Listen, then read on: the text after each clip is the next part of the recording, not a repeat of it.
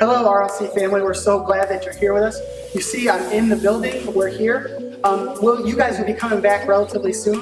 We want you to know that you're coming back to the same building, but you're not going to have the same experience. Our goal is to have a touchless experience when you get here, and we've created this video for you to watch to see what the experience will be like.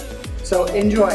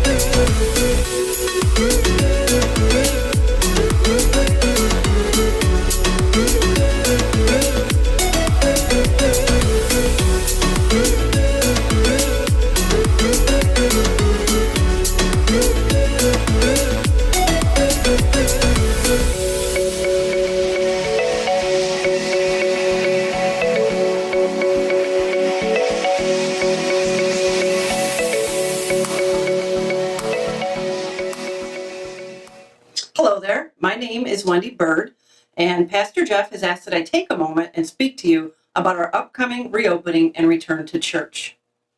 Just a little bit about me so that you know where I'm coming from. I've been a nurse for nearly 30 years. For the past 6 years, I've been the manager of the special care unit at St. Elizabeth's Hospital. My unit has 30 patients and about 75 team members to care for those patients. When the COVID pandemic started in early March, we had planned to be a clean unit or one that didn't take COVID patients. That lasted less than a week. In order to accommodate all of the patients, we converted the rooms in our longest hallway to negative pressure rooms and have been caring for anywhere from 3 to 10 COVID patients daily, plus our regular patients. Some are positive for COVID and some are being ruled out. From a caregiver perspective, it doesn't really matter which the patient is because we have to wear the same amount of gear for both. I cannot describe or emphasize enough what an impact this has had on my staff and on our unit. To work a 12-hour shift and all of that gear is absolutely exhausting. Mentally, they are drained from the stress and the constant fear of bringing germs home to their families and making them sick. Staffing is horrible for many reasons. Everyone's mental health and well-being has been pushed to new limits, including myself. I also worked in our ICU for 2 weeks in March as part of my clinical rotation in order to complete my degree. Words cannot describe what I saw there. The staff there were experiencing the same stress and fatigue as on my unit, but in greater numbers, as nearly all of their patients were COVID positive or being ruled out. And the patients there were extremely critically ill. Many of them died, and some are still dying in our hospital from this horrible virus. And they have to die without their loved ones by their side. I wanted to tell you all of this not to gain your sympathy or anything, but to give you some insight into the reality of this pandemic. For some reason, many people that I encounter feel that this is all a scam, a conspiracy, or a big exaggeration. I'm not sure why people think that, but I am here to tell you that it is not. It is very real. As we reopen, The pastors and elders will be asking you to follow specific guidelines. This will include social distancing and mask use.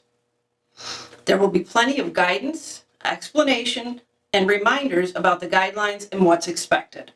Please, I am begging you to comply with their guidelines. Wear the mask, don't be hugging on each other, and sit where they ask you to. In Romans 12:10, Paul tells us to be devoted to one another in love and honor one another above yourselves. Here at RLC, we are all about love and loving one another. Let's do that now as we move forward with our reopening by following the guidelines. When we do that, we not only protect ourselves, but we show love for one another, and we are honoring the authority of our pastors and elders. I believe that following the guidelines is also a way of showing honor and respect for those who have suffered and lost their lives to this virus, and showing respect for those who are on the front lines fighting this battle every day. Thank you so much for listening. God bless you all. I can't wait to see everyone soon. We hope you enjoyed the video, and now that you have a better idea of what your new church experience will be like, we want you to understand that we're aiming for touchless service here at RLC.